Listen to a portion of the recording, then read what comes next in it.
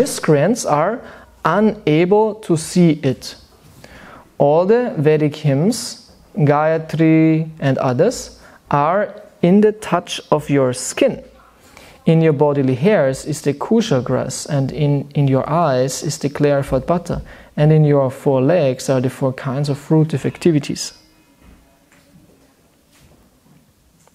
Purport. There is a class of miscreants who are known in the words of Bhagavad Gita as Vedavadi, or so-called strict followers. Was los? Alles okay? Kamera funktioniert? Okay. So, there is a class of miscreants who are known as, in the words of Bhagavad Gita, Vedavadi, or so-called strict followers of the Vedas. They do not believe in the incarnation of the Lord, what to speak of the Lord's incarnation as the worshipable hawk. The worshipable hawk. Wow. The worshipable hawk. They describe worship of the different forms or incarnations of the Lord as anthropomorphism.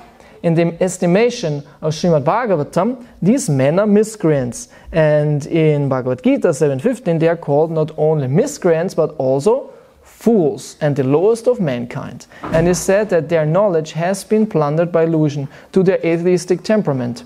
For such condemned persons, the Lord's incarnation as the gigantic hawk is invisible. These strict followers of the Vedas, who despise the eternal forms of the Lord, may know from Srimad Bhagavatam that such incarnations are personified forms of the Vedas. Lord Boar's skin, his eyes, and his bodily hair holes are all described here as different parts of the Vedas. He is therefore the personified form of the Vedic hymns, and specifically the Gayatri mantra. Om Agyanatimirandasya Gyananjannasalakaya Chakshumilitamina Tasmai Shri Gurave Namah Mukham Karoti Vachalam Pangum Langayati Girim Yat Kripatamahang Vande Shri Gurundinataranam Shri Chaitanya Manupistam Stapitamina Bhutale Swayam Rupa Kadamayam Dadati Swapadantikam Jai Shri Krishna Chaitanya Prabhu Nityananda Shri Advaita Gadada Shivasari Gaura Bhakta Vrinda Hare Krishna Krishna Krishna Hare Hare Hare Rama Rama Rama Hare Hare. O Lord, your form is worshipable by performances of sacrifice, but souls who are simply miscreants are unable to see it. All the Vedic hymns, Gayatri and others are in the touch of your skin, in your bodily hairs, in the kusha grass. In your bodily hairs is the kusha grass, in your eyes is the clarified butter, and in your 4 legs are the 4 kinds of fruitive activities.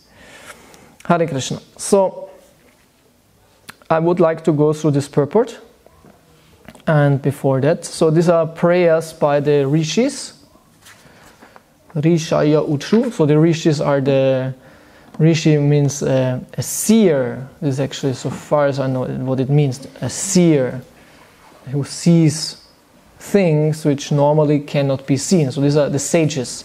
The sages have higher knowledge, higher consciousness. This is a sage, has more understanding, it's more intelligent than the common people. And he has even referred to the common people as the dushkrit atmana, those who act very bad, who are probably miscreants. And they cannot understand.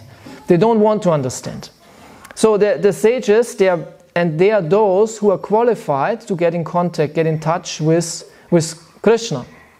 Either in this situation when he comes personally, then they are the ones who are qualified to approach the Lord and to speak with him, not any guy, so to say. Yeah, if the mayor comes, or if there is a state reception of a president, right, it's not some guy from the street who will receive him.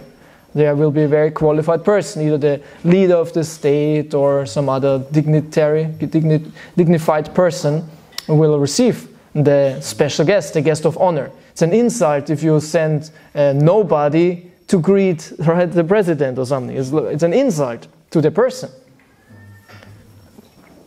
So in the same way, when Krishna appears, if some unqualified person would speak to him, it wouldn't be proper.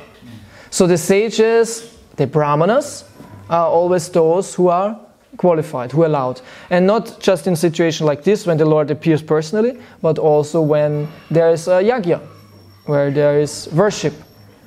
Yeah, it's not everyone can do that. In the Vedic civilization, this was very, very strict, isn't it? It was very strict. That's the reason why this verse from the Bhagavatam, where it said, those who chant the holy name, even though they are dog eaters, they are from dog eater families, they are immediately qualified to do worship as the Brahmanas do. It's very revolutionary, because normally this is like a complete no-go that a dog eater is doing yagya. This is not possible. But the holy name qualifies him. So this is an exception. But there you can see this conflict. So these rishis, they speak now, the Lord Varaha is appearing in this huge form in the sky, and they are approaching him with these wonderful prayers. And Prabhupada in the purport speaks about the miscreants at first. So there's a class of miscreants who are known in the words of Bhagavad Gita's Vedavadi, or so-called strict followers of the Vedas.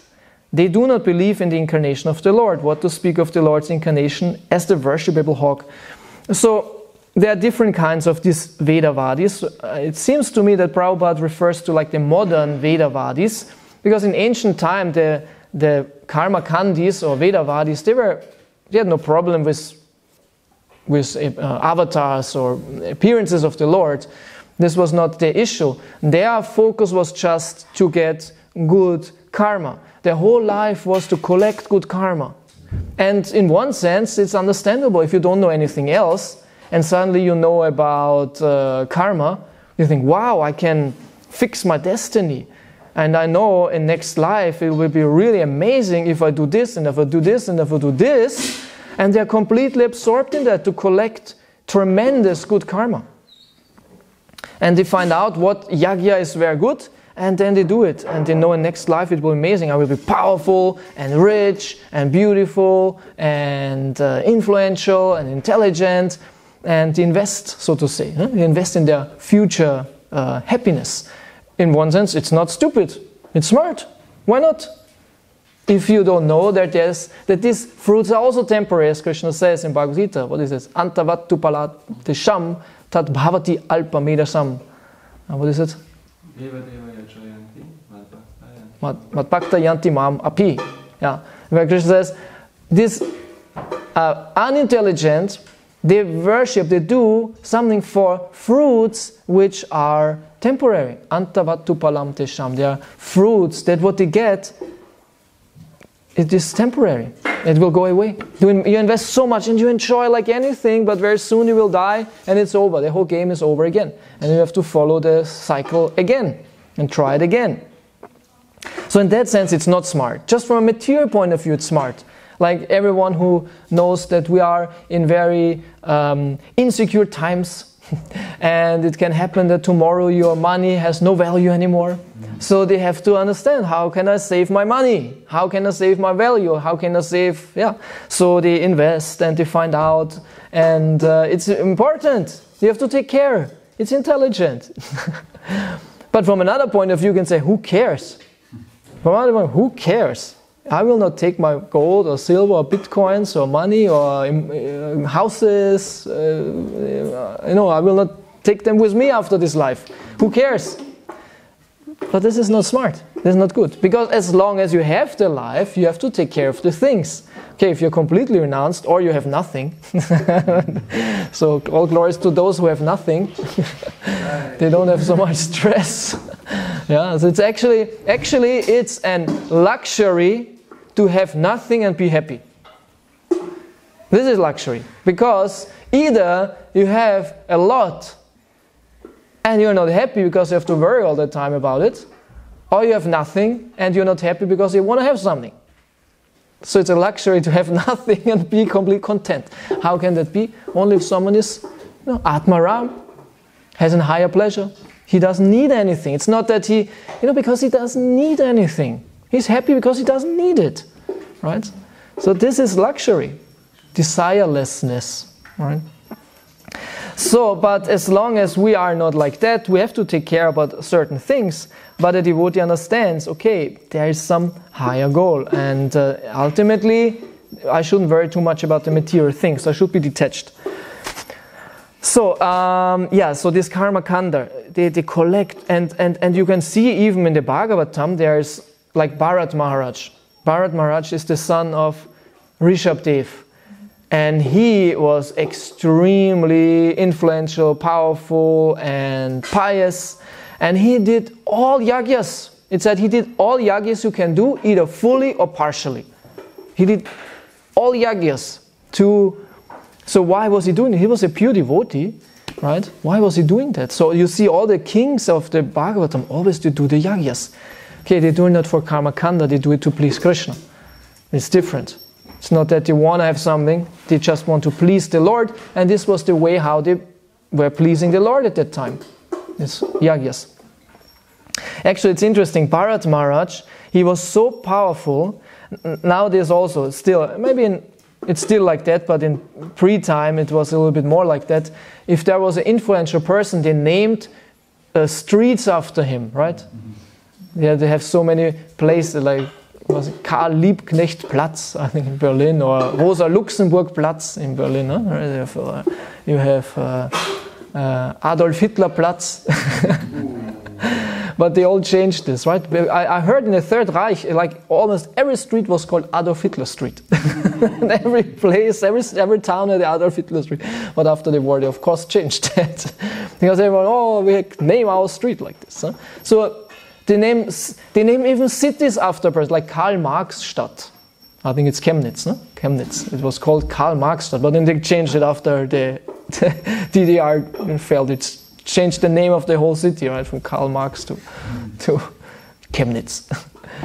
And but Bharat Maharaj was so influential, they named the whole earth, according to him, it's called Bharatvarsha, because of this one person.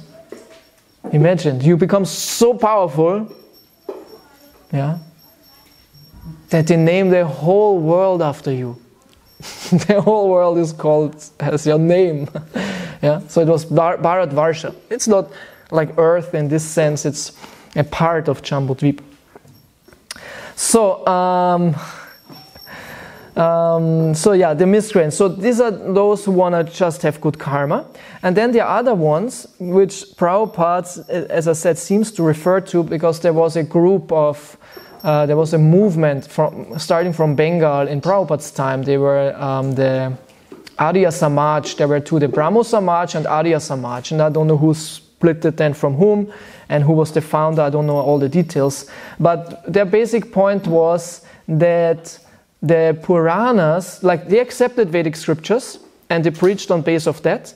But they were from like an British educated background.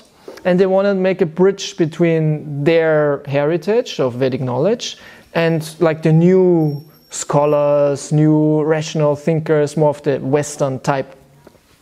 So, and they saw actually we have something what can really work. And we have philosophy, we have the Upanishads, and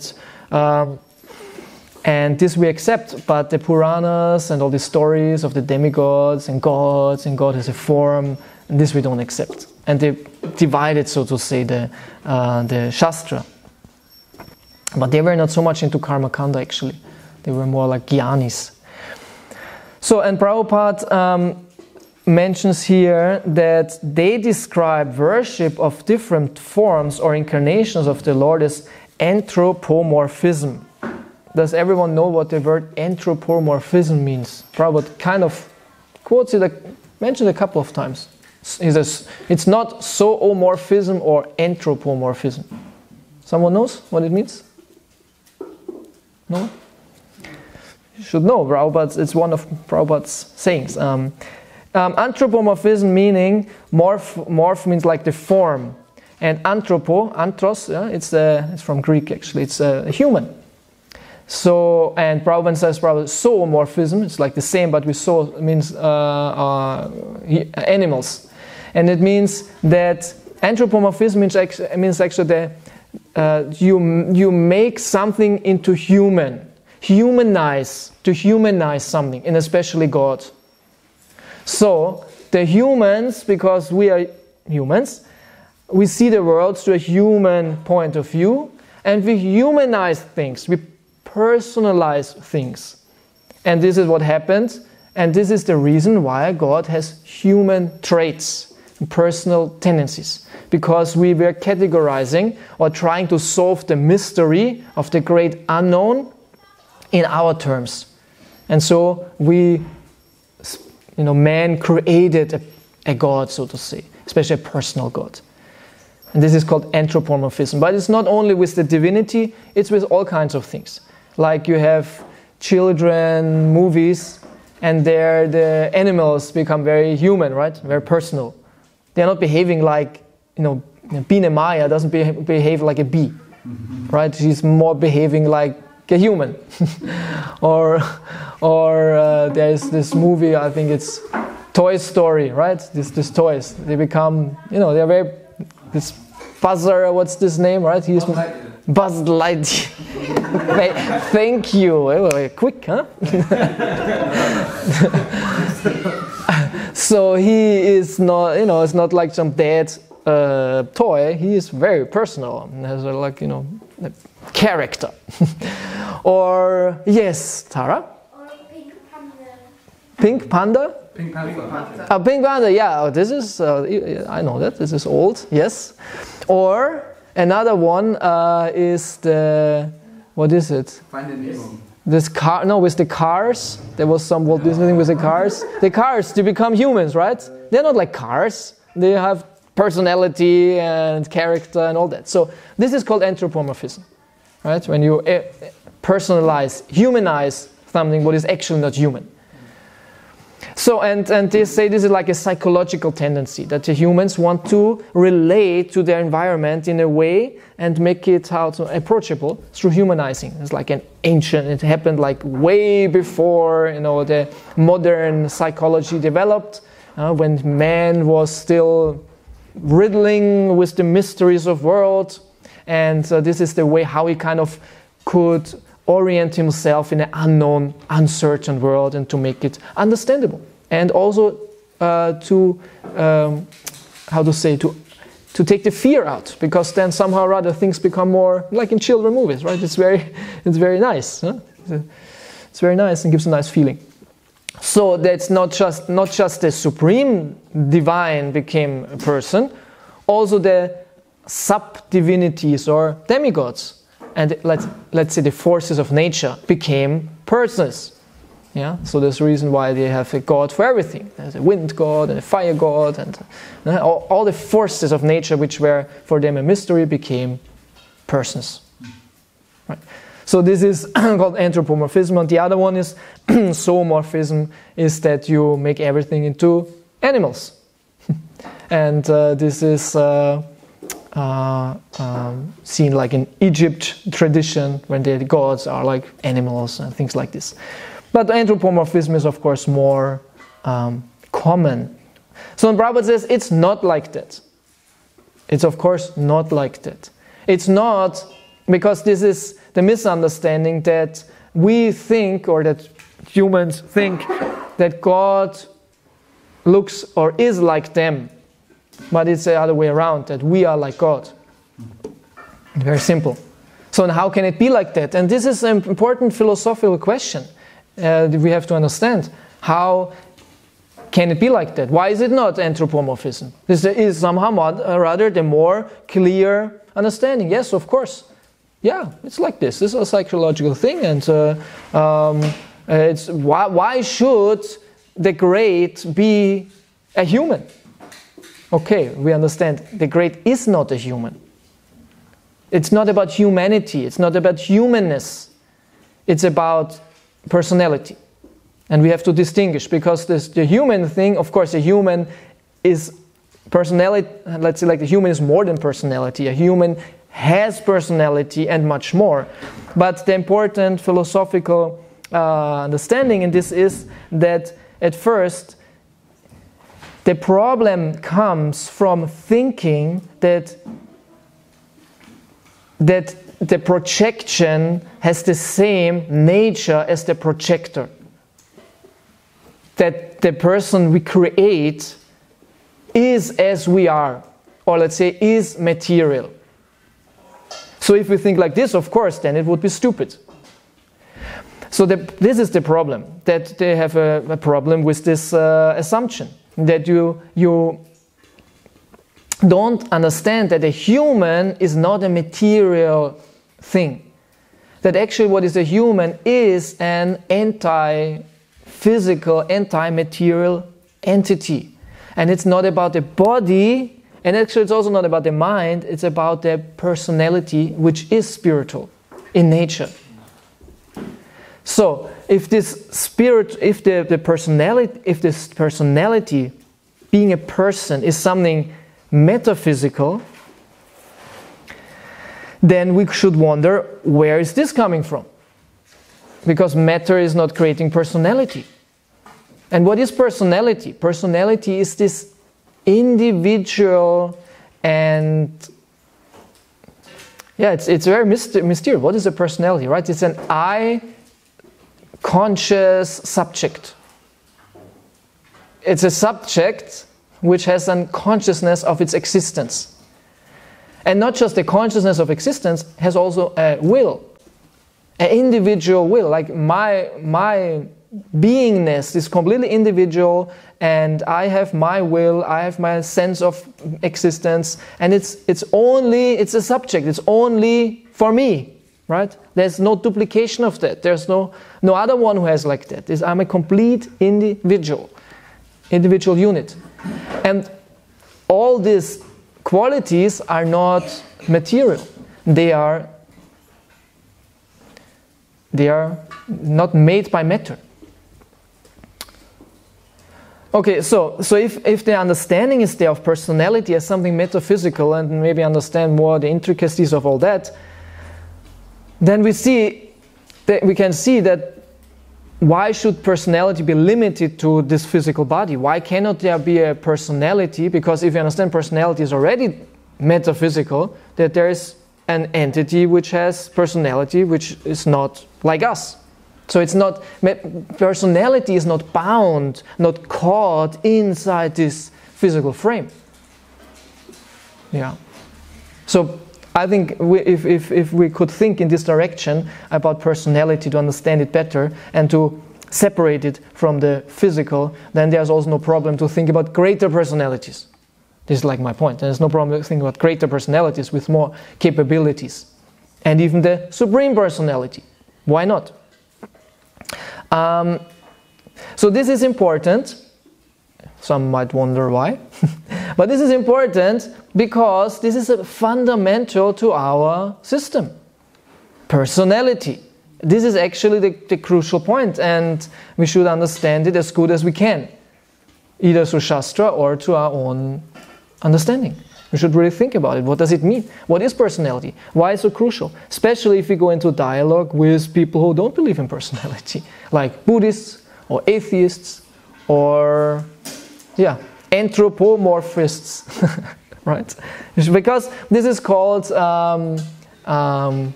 what is it?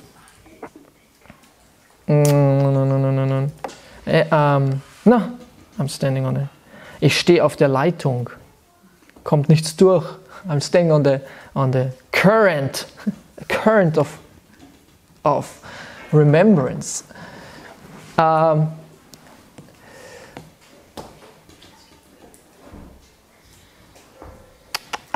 forgot. Anyway, maybe it comes to my mind. Remember what? Huh? They're trying to remember what? Trying to remember how this is called to defend your belief. I think I told you recently, as I said this word. It doesn't matter. It's interesting, huh? Well, how sometimes you remember things and sometimes you don't remember things. Sometimes you don't remember the easiest things. Like, come on, that cannot be. 2 seconds ago I thought, don't forget this. You sometimes have this, some idea, and okay. Don't forget it. And 2 minutes later, man, what was it? You know that you will forget. So it's terrible. And because I'm a little bit, who's not attached to being conscious, aware, and intelligent, right? And sometimes I think, man, I'm getting old or something. I'm getting senile or something. How must it be to, be senile, You forget everything. It must be really, really terrible. Actually, once it is not terrible because you don't know anyways. So you don't know, you don't care. I think senile people are quite happy. I think they are quite happy, because they know nothing. And if you know nothing, why do you care? But from outside it looks a little bit, it's very humbling. I don't want to be senile. So, we should be able to defend our Shastra. And it's not just with shlokas that you say, if someone says, but anthropomorphism, or let's say like someone says, but you believe in a, personalized God because da da da da, and you say, no. And he says, yeah, and? No. It's not enough.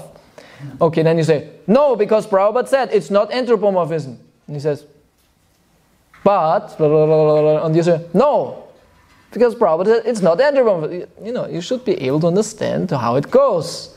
And you should be able to defend. Prabhupada gives the information, Prabhupada gives the base, Prabhupada gives, but you should be able to use it.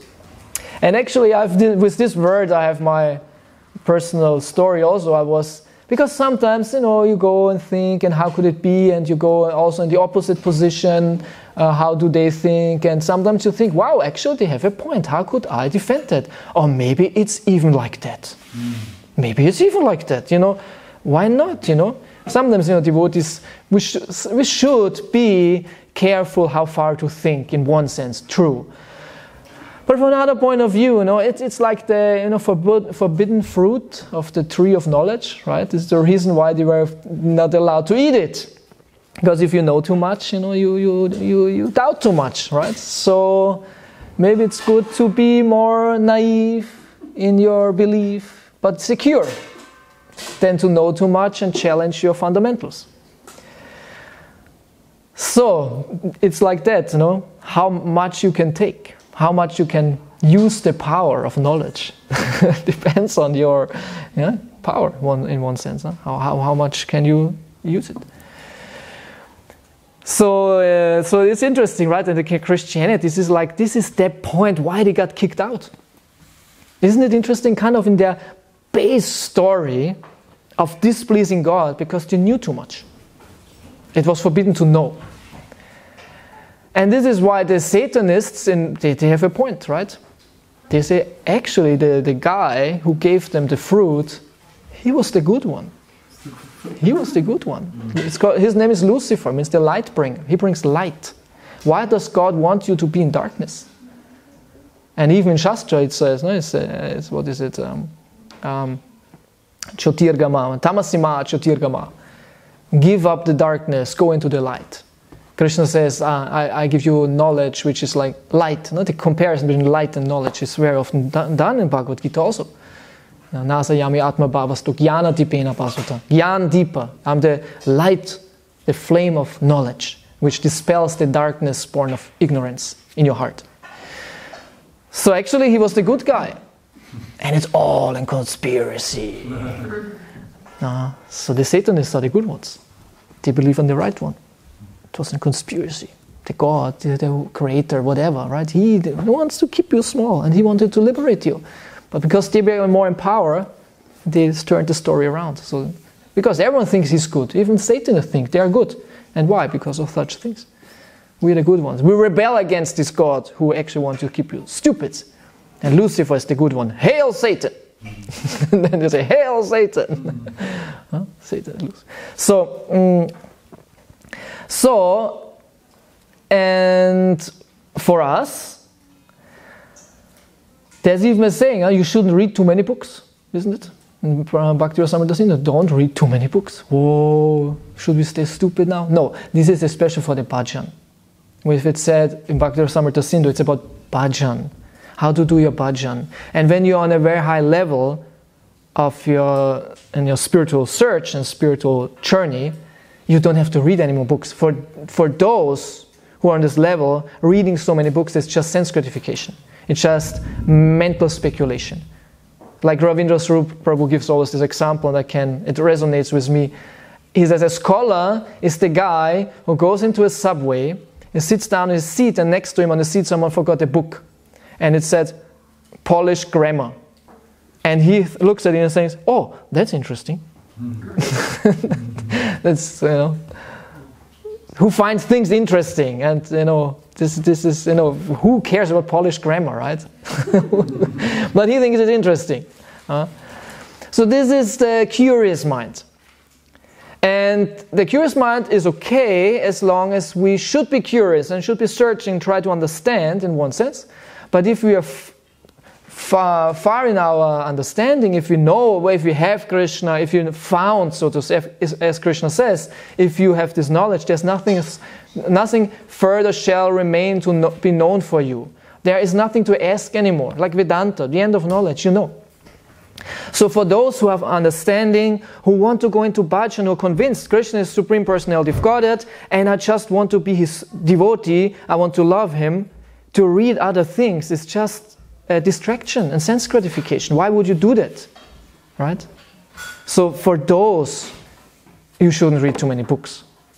But not for those who can handle the knowledge, they want to know, they can use it in a good purpose. For them, it's no problem to read many books, right? So this is the one thing. And the other thing is that how much can you handle? This is also important. How much can you really handle? How much is not somehow distracting you and maybe even making doubts? It said you should not read Mayavad philosophy. Mayavad Bhashya is that it's terrible. It destroys your bhakti. Right? The commentary of Shankaracharya, you should not hear. Chaitanya Mahaprabhu said, you should not know that. You should not hear that. You should not know that. But also there, what does it mean? It means confidential hearing. Meaning, I want to know the truth, I ask the Mayavadi. I want to know now, what is the Brahman? Okay, I ask Shankaracharya. What is Shankaracharya? Ah, interesting. Ah, this is Brahman. This is what Chaitanya Mahaprabhu means. Don't hear Mayavad Bhashya. Yeah, in this way, but not, I want to hear what do they say, that I can refute them. And this is something different. So, how much can you handle? But at the same time, what if you think, oh, I want to read this or that, like Mayavad, or atheism, or other non-devotional philosophies, to refute them. And suddenly you think, but actually they have good points. They are maybe right. Can happen. But can happen only if you don't understand your philosophy well, good enough, right? So, we should know our philosophy so good that it cannot be touched by anything. And as long as we are not ready for that, then we should be careful. We should be careful, actually. Because devotees come and go. And there are sometimes devotees, not often I must say, they go because of intellectual reasons. Most of them who go because of sense gratification, psychological issues, material desires more or less. Not strict enough sadhana. But sometimes there are those who go because of intellectual reasons. It's very rare because most are not so intellectual, but sometimes they go because of these reasons. So they were not understanding Gaudiya Vaishnava Siddhanta good enough, so they got affected and became atheists, Buddhists, Christians, Mayavadis. Yeah, happens. I know one devotee from Cologne, a Russian devotee, was very powerful, very strong. He built a whole yatra in one city and was very prominent in the temple and had a nice family, devoted children, totally surrendered. And then he became a Christian. And now he's a real strong Christian. Totally surrendered, inspired, everything. And it changed. How can this happen, right? You wonder how, as you laugh because you can understand it. How can that happen? How can that happen? Yeah, you must ask him. Huh? So it's interesting. But I must say, we should not be too... what is the word? Puffed up, right? We shouldn't be too puffed up or too self-right or self-sure, that we think all other philosophies in the world are complete nonsense. We only think that if we don't know the others, actually. Because sometimes if you go into it and say, wow, there's a good point, this is a good point, interesting, that's resonant, I can understand.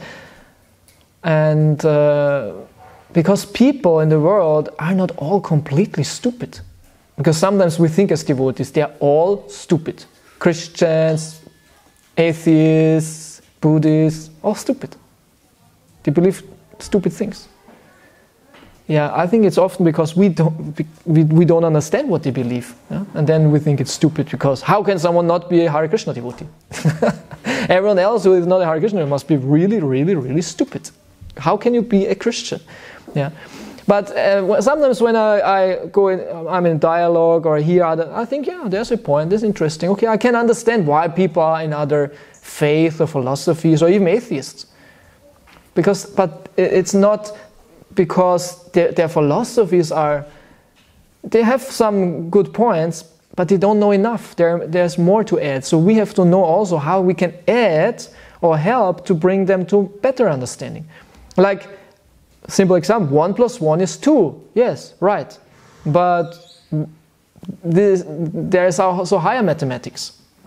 So sometimes I think like this atheists or Buddhists or Christians, this is like, of course this sounds not a little bit puffed up maybe, but this is like, basic, very simple philosophies at times, right? And Gaudiya Vaishnavism is the supreme philosophy. But it's not that they are wrong, they just have only parts of it. Very often they have just parts of it. Like Chaitanya Mahaprabhu, he came to unite the 4 sampradayas. Yeah, so he acknowledged the other sampradayas. Of course, they are Vaishnavas. But even Mayavad is in our tradition. How is it? Yeah, we say everything is one. Everything is one and different. So this oneness, we have it also. But there's another point to it. So also atheism. We have also atheism. How? Yeah, those who are in Maya don't believe in God. So there's a point to atheism too. It's a part of the whole. So I would say Gaudiya Vaishnava tradition has all the philosophies, even Buddhist and whatever. We have to just see where. And then if you can see, okay, they have a point. There's some truth in it. Sometimes it's very slight, but still there. So we can build on that and try to add and help them to get the high understanding. Then just say it's all nonsense and it's all wrong. Of course it's nonsense and wrong when it's seen absolute.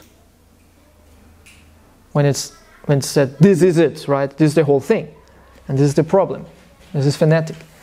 This is, yeah, if they blow it up and see this is the complete thing already.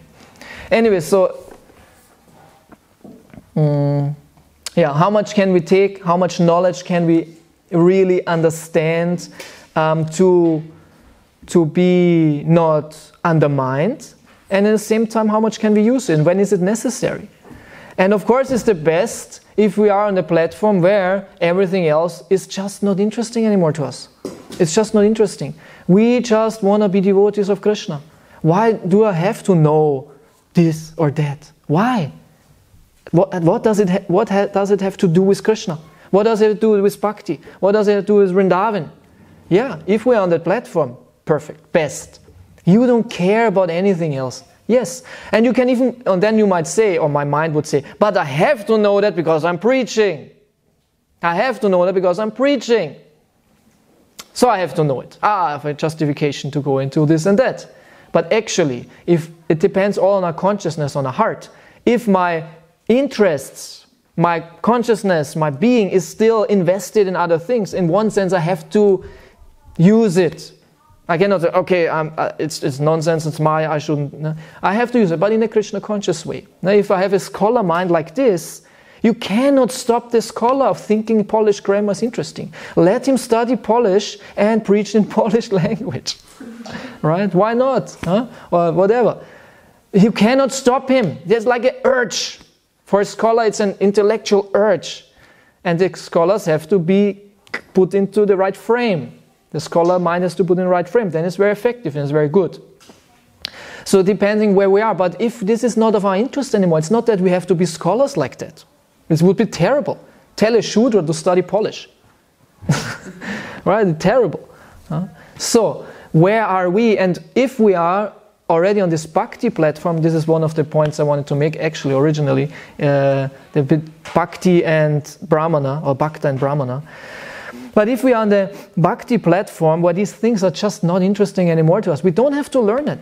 And you should not think, oh, I have to start because I'm preaching, and what if this opposition comes and I have to be prepared? Actually not, if it's not your interest, because that what you preach, it will attract certain people. And I see this really in my work now. Because sometimes I think I have to know this and that, and what is the target group? If my target group are atheists, I have to know it inside out. If my target group are Christians, I have to know their whole Bible, of course. My target group are not Christians and not atheists. And I'm very happy about that. I'm very happy about it. Don't have to hang out with atheists and argue on their points all day long, or Satanists or whatever. Right? And I see that you find your audience according to your style of preaching, and your style of preaching is a manifestation of what is your heart, so to say. Where is your interest? What is really and you find, and I see it in my work. There are so many people who are interested in this way and style how I communicate, and I can be very direct and very pure and very nice, and I'm happy, and I can't be on this level in one sense. Don't read any other books. And they would even not like it. Say, why are you bringing up this now? We want to hear about Krsna. We want to hear about Bhagavatam. Right? So depending on your nature, you should preach, and according to that, you will find the audience. And then you can help them. This is my experience actually.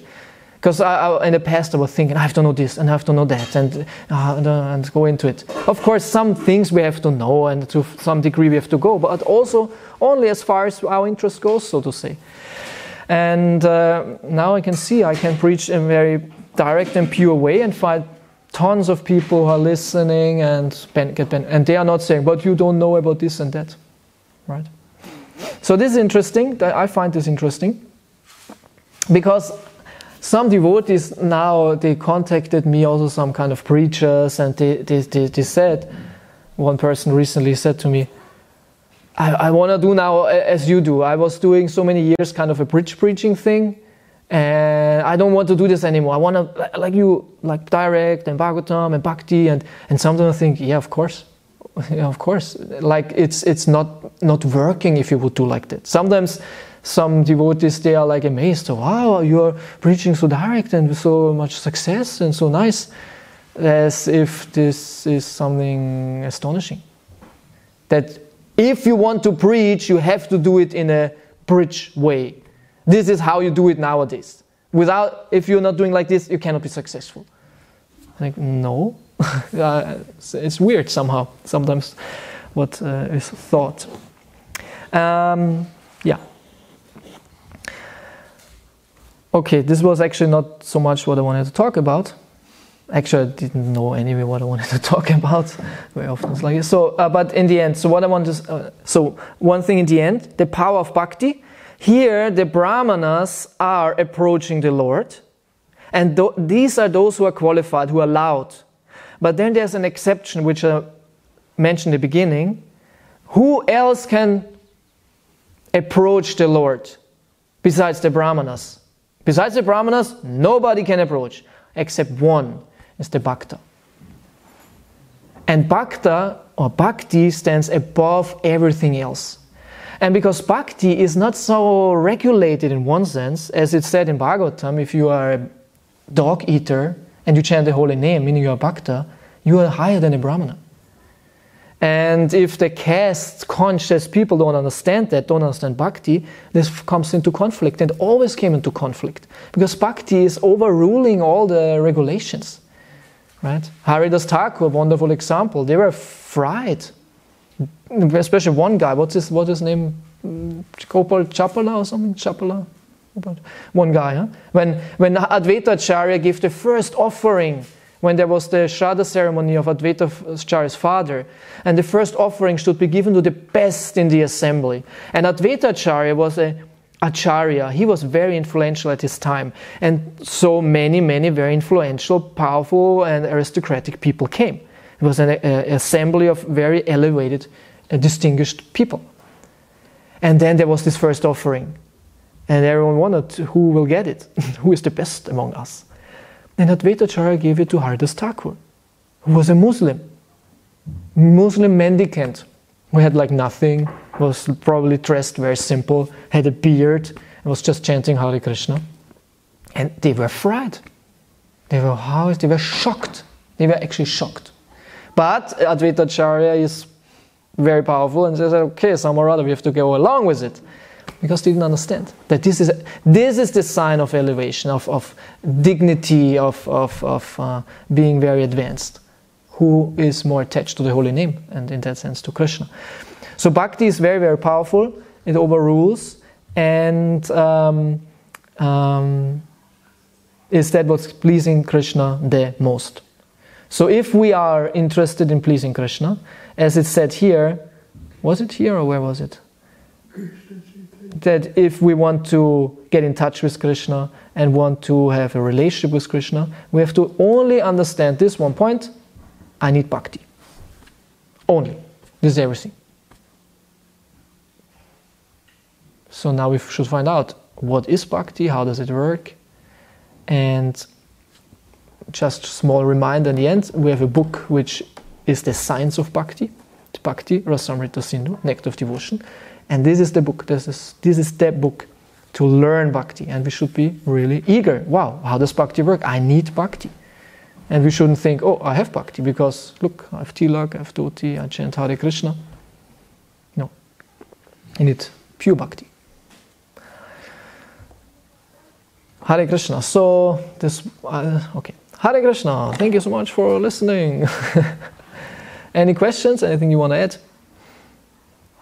I went now a little bit in all kinds of directions. Not so much, actually. There was one core topic of knowledge, because this could be an interesting, presentation also. Knowledge and bhakti, what's their relation, right? Because it said bhakti is itself powerful; it doesn't need anything. Actually, it manifests jnana and vairagya, but at the same time, we want to have knowledge also. What is the value of jnana in bhakti? And it's interesting. But jnana, there's also bhakti jnana, right? There's Srimad Bhagavatam. It's jnana, it's knowledge.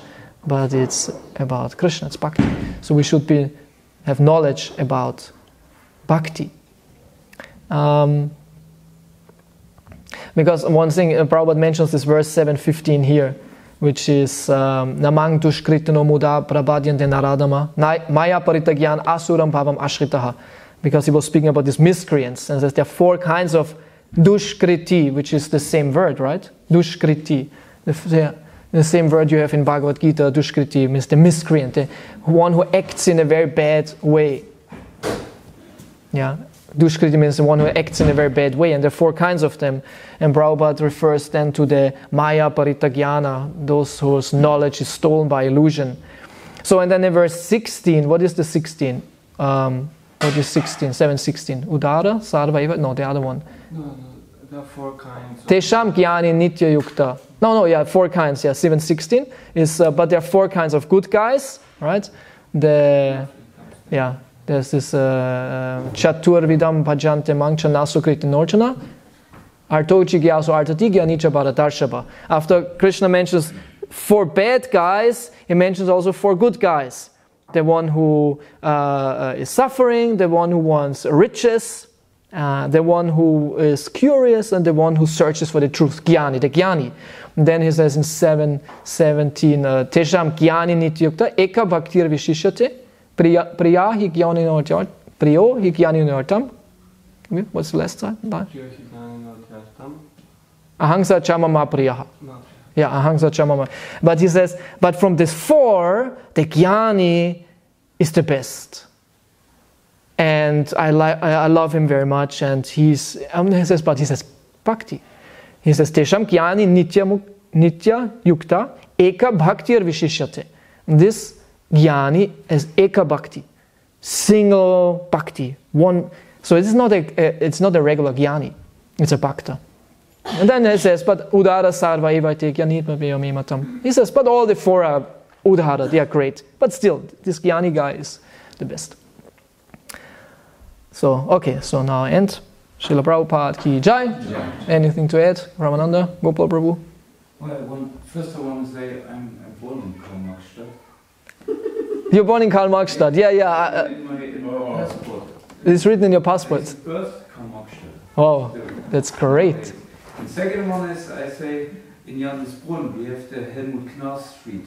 Helmut Knaus Street, yes. Yeah. So they follow, in Johannesbrunn, follow Vedic culture because of Yes. And the other thing is, what you said about this Russian devotee, or that you change your faith, and you said it has something to do with not understanding our philosophy. What's the second one? Sent in German, not like material science. Oh, that one is that we change this because often that we go away more or less. We go away because of sense gratification, or material desires. Yeah, but I would like to add one thing, and I think it has lots to do with the association, because tattva also always follows the rasa. So if the association is somehow disturbed, and you find another association, then you can adjust to the tattva, because the rasa isn't there anymore. Yeah. So if there's some disturbance in the community, and you find a community you feel more welcome, yes, or whatever, then this can happen, and then you change. Then you can focus on the philosophy. Although from our point of view, what is, as you said, sometimes a little puffed up. We say how you can accept such a philosophy. Right. The rasa is there. Yeah. That's a very good point. So there can be many different reasons why we leave, and this is one, like social reason, relationships, and sometimes there are groups which fulfill your needs better, and they might suddenly be Christians. But then you were not leaving because of lack of philosophy, but lack of emotional satisfaction, which was not fulfilled in the Hare Krishna movement. Yeah, that's a good point. So in the Hare Krishna movement, in your sangha, in your community, right. The Hare Krishna movement would be too big. In your community, yeah, that's a good point. So we should really try to fulfill all the desires of the members. Of course, not Maya desires. It's not that, okay, then if I don't get my movie every evening, I go. So, but yeah, we have to have very good sangha in Vaishnav sangha, because in the end, bhakti overrules. Fulfills all desires. If you are nicely situated in devotional service, there is no question anymore of material desires. So if the community is practicing bhakti very nicely, then everyone is happy. So if the community doesn't practice bhakti, of course material desires come out. And then the community members have different material desires, and if the community doesn't provide that, then they leave. Or the whole community becomes a Maya community, because we have to fulfill all our material desires, and then we stay, and we're just painted like Hare Krishnas, but not practicing. So it's a whole group dynamic, huh? Well, yeah, but it could be even that it looks like they're following bhakti, but there's still some traces of maybe Mayavadi philosophy. Yeah. What is openly preached. What's not openly from preached? The leaders in this What's not openly preached? Huh? What is openly or not open? Open? It's openly preached, but it looks like bhakti. Yeah. I don't know any examples. For example, there's a community. We had this before somewhere. There's a community based on brahmacharis, and the general preaching is, well, brahmachari is the best, book distribution is the best, and so on. So people who are grihastas naturally will not feel nourished and welcome. Yeah. And and this is some kind of Mayavad philosophy in one sense, or let's say one based, so Solution is to have a very good leadership, and this is always the point, and it's a good leadership and good sangha, and then there's no problem. And all based on our teachings. Yeah, it's a big topic. Yeah, it's interesting. Good. Yes. Just one question. Yeah, please. You mentioned about where personality comes from in your class, and I was thinking about it. And how do we? Because obviously when I think about my personality, it's my conditioned nature, right? Like based on my likes and my material mind. It's not necessarily like something metaphysical, like spiritual. Yeah, no, I was not meaning that one. Of course, there is a representation of the original personality. Of course, this person, what we call now personality, this is not spiritual. This is according to karma and to many lifetimes, and this is our material personality. Yeah. So, but if you don't understand, there's also a spiritual personality, which means an individual entity with a will and consciousness, and as it's described, we have to understand this is the original personality. Like Krsna, he is a person, he has personality, he has self-consciousness, he has a will, and we have fragmental parts, we have the same. But now this is completely covered, and we have almost no experience and knowledge about the true personality, what is our real individuality and the real personality. I meant like this original one, not that what is now. This is most of the time, like 99.999%. This is Maya. It's temporary. Let's say like this is temporary. It's not a real personality. So when you know like in Prabhupada's like Pranamacha, he came to like get rid of impersonalism. Does that mean like material also like personalism as in like because like you know like as in our material personality too? Is that included in that? Does that make sense? No, not really, because impersonalism is more on this ontological platform. What is the truth, and that the truth is personal, and impersonality is the negation of an substantial personality, and this philosophy Prabhupada refuted. But it's interesting definition what you said now, that impersonality, that he came to negate the philosophy of impersonality to or let's say like this, personal philosophy is there to impersonalize our material nature, or liberate us from our material personality. Anyway, now it's good. But what Prabhupada meant is, this nirvishesha is about thinking the supreme is impersonal. Okay. This is what is meant. Okay, thank you so much for your kind attention. I went a little bit over time, sorry for that. Srila Prabhupada Ki, Nitai Gaur Brahmanande.